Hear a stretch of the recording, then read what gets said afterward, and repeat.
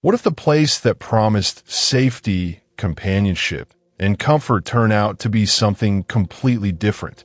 How would you feel if the golden years you envisioned came with unexpected challenges no one warned you about? These questions aren't just theoretical. They're at the heart of my honest experience living in a nursing home. The reality is, moving into a facility like this can bring some tough surprises and life-altering realizations. Stay until the end. What you'll learn might change your life.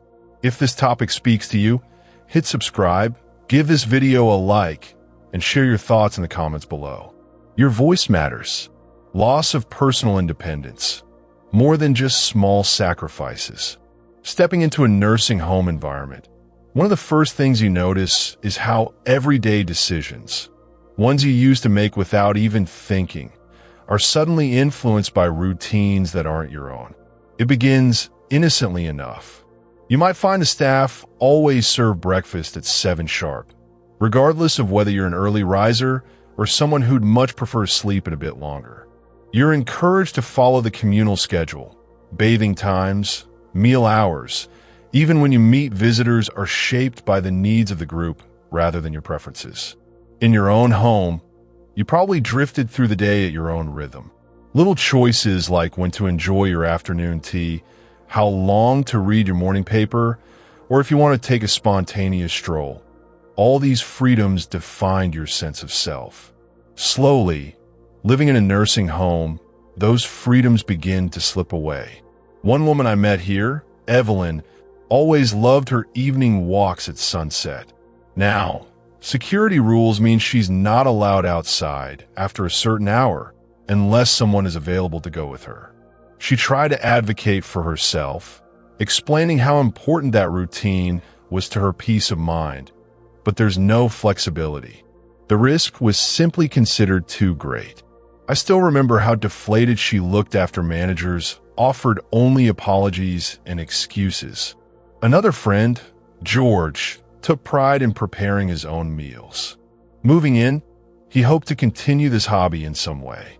But health restrictions and communal kitchens meant he could no longer handle his favorite recipes, leaving him feeling adrift. It's more than a matter of missing certain foods. It's the sense of control that slips away when you can't decide what or when you'll eat. You start to feel as though each day is planned for you, rather than by you. Many well-meaning caregivers try to soften these restrictions with cheerful explanations and alternatives, but it's not quite the same as true autonomy. Family members often assume it's just a slight adjustment, trading some routines for safety and structure. But only when you live it do you realize how these minor losses can feel like part of your identity is slowly eroding. This gradual diminishment is subtle at first, but eventually it becomes obvious. The realization settles in quietly. Your choices, your little daily joys, and your sense of control are all dictated by systems designed to protect and provide, yet they rarely make space for individuality. It creates an underlying sadness you carry from activity to activity, wishing just for a few moments when you could do things your way again. Does surrendering all these choices feel worth the protection and care, or does the loss of freedom linger in unexpected ways? Loneliness in a crowd. Why company doesn't always mean connection. There's a common belief that moving into a senior living facility guarantees constant companionship, eliminating feelings of isolation. The truth is sometimes more complicated. While there are always people around, both staff and fellow residents, finding real emotional connection can be surprisingly difficult. Daily life often revolves around group activities, scheduled bingo games, crafts, movie afternoons. Although these events create opportunities for social interaction, not everyone finds them fulfilling. I remember my neighbor, Margaret, who spent most mornings surrounded by people at breakfast, but rarely engaged in more than polite small talk. She whispered once that despite the bustle, she'd never felt so alone. Her close friends lived miles away, family visits happened less frequently than promised, and starting deep conversations with new acquaintances felt overwhelming at her age. No amount of cheerful staff encouragement seemed to change that. Some residents become fast friends, forming their own cliques or circles, leaving others on the outside looking in. For those who are shy or naturally reserved, trying to break into these groups is intimidating. There's a subtle divide between the staff and residents, too. A persistent reminder that, while kindness exists, true friendships rarely form across that line. For every cheerful greeting you receive, there's a longing for deeper understanding. Even when surrounded by activities, people miss the spontaneity and authenticity of the bonds they had at home or in their communities. After all, being in a full dining hall isn't the same as sharing a heart-to-heart with a lifelong friend over coffee. And for those who have lost partners or have families far away, the ache of missing those closest is especially sharp at holidays or in the quiet moments before sleep. These feelings aren't always spoken about. Many residents put on a brave face, not wanting to burden their adult children or risk seeming ungrateful. But beneath the surface, the mental toll is real, unseen, yet powerful. No one talks enough about how overwhelming and exhausting it could be to try and find your people again later in life. If you're someone who values close, personal relationships, the transition can be jarring. It's not just about having people nearby. It's about having the right people, and that's far harder to guarantee. So, in a setting full of others, what really fills the emptiness inside? Is proximity to people enough? Or do we all long for something more profound? A sense of genuinely belonging? Understaffed and overwhelmed when care falls short. Resting your hopes on attentive support, you expect that a nursing home will provide not just medical help, but also daily presence and reassurance. However, something you might not anticipate is how chronically stretched most facilities are. The reality is, dedicated as many staff members may be, they are rarely available for the one-on-one attention you might remember from your previous life, or that some advertisements promise. Imagine needing help getting out of bed in the morning or assistance with simple hygiene tasks, such as tying shoes or buttoning a shirt. There are often delays, not out of neglectful intent, but because a single aide is juggling a handful of calls at once. The bell rings in one room, and while you wait your turn, you realize your request joins a growing queue. My friend Ruth, for example, struggled with arthritis so severe that gripping her hairbrush was impossible. Some mornings, she waited so long for help that she missed breakfast altogether. On a particularly hard day, she confided that she felt invisible, like a forgotten line on a to-do list. The staff apologized, but the truth was they were responsible for more residents than seemed remotely reasonable, and there simply weren't enough hands to go around. This doesn't just impact physical needs. Emotional care takes a back seat when everyone's running against the clock.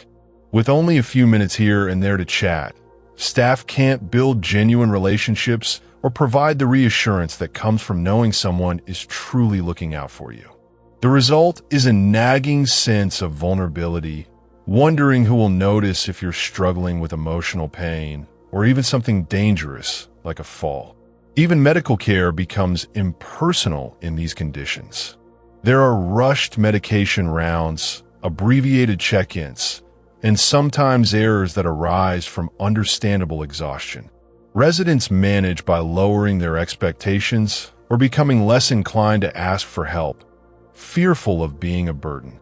No marketing material prepares you for the helplessness of waiting, the frustration when important needs go unanswered, or the anxiety that comes from not knowing if help will arrive in time. Would you be comfortable relying on care that may not appear when you need it most, or the uncertainty and unpredictability set your mind racing late into the night? Strangers in your space, the challenge of feeling at home. No brochure or well-intentioned family member can fully prepare you for what it's like to transition your life to a room that was, just a short while ago, occupied by someone else.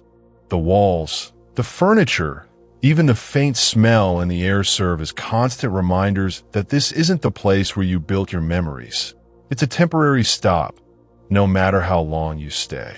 Many residents bring mementos or photographs, hoping to recreate a sense of comfort and safety.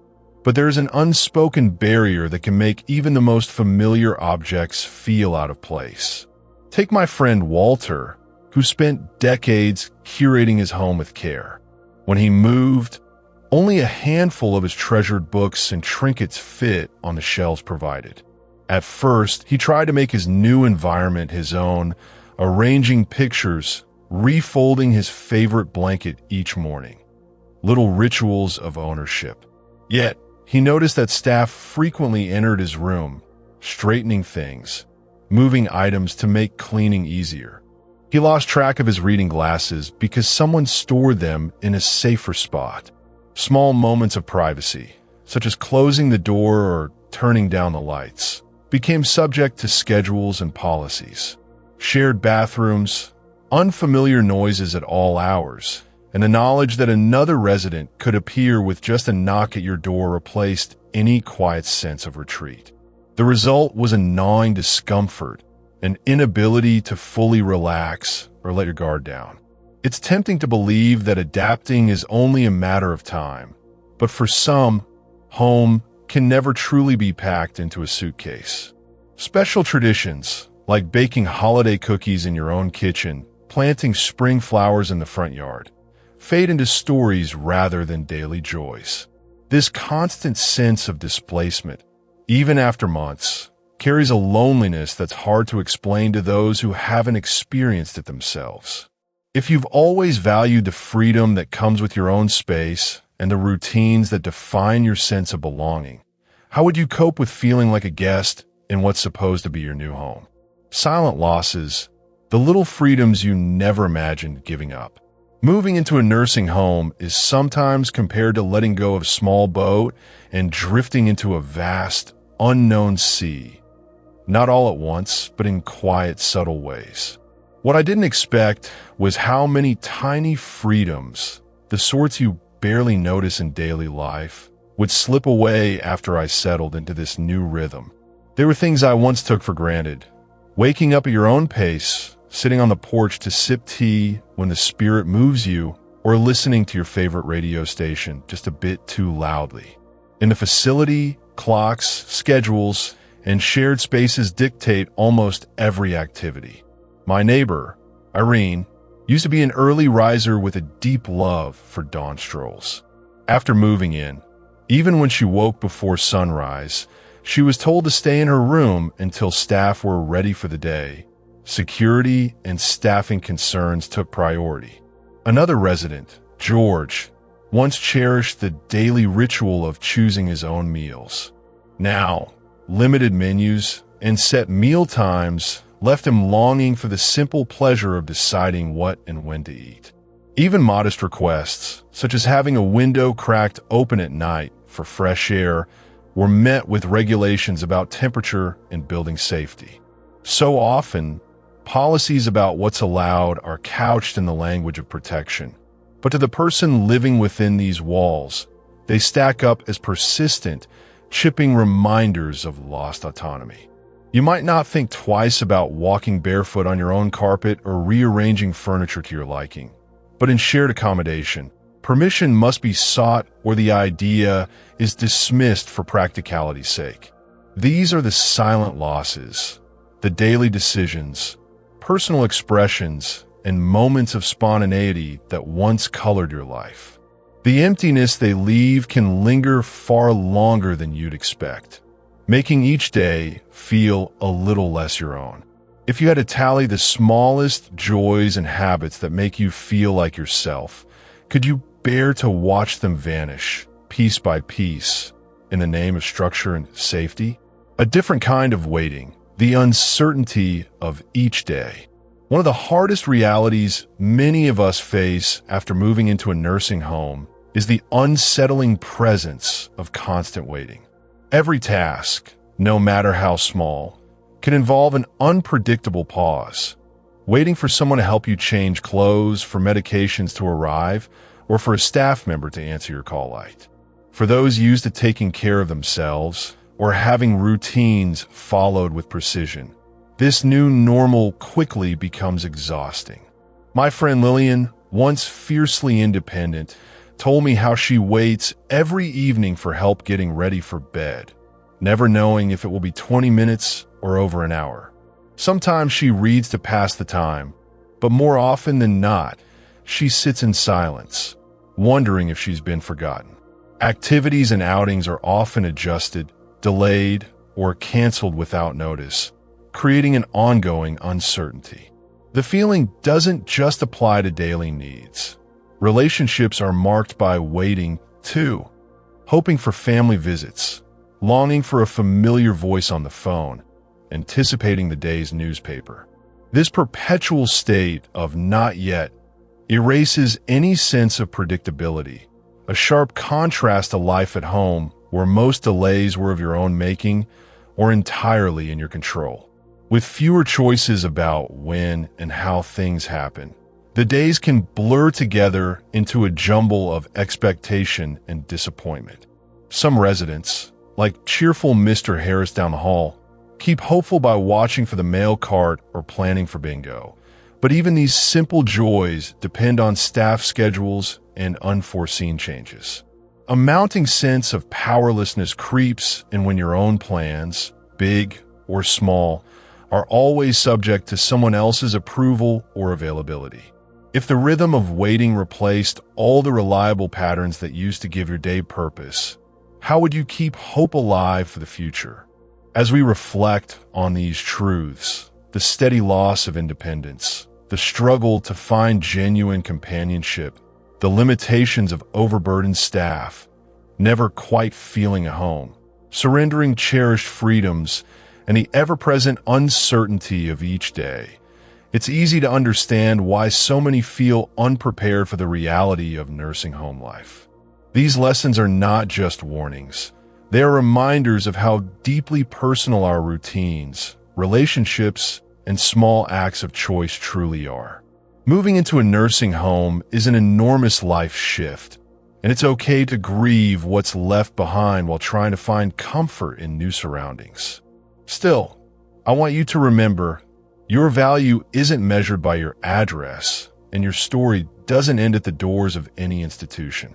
Even in unfamiliar places, there are moments of warmth, a caring aid, a shared memory with a neighbor, or a simple morning ray of sunlight falling across your window.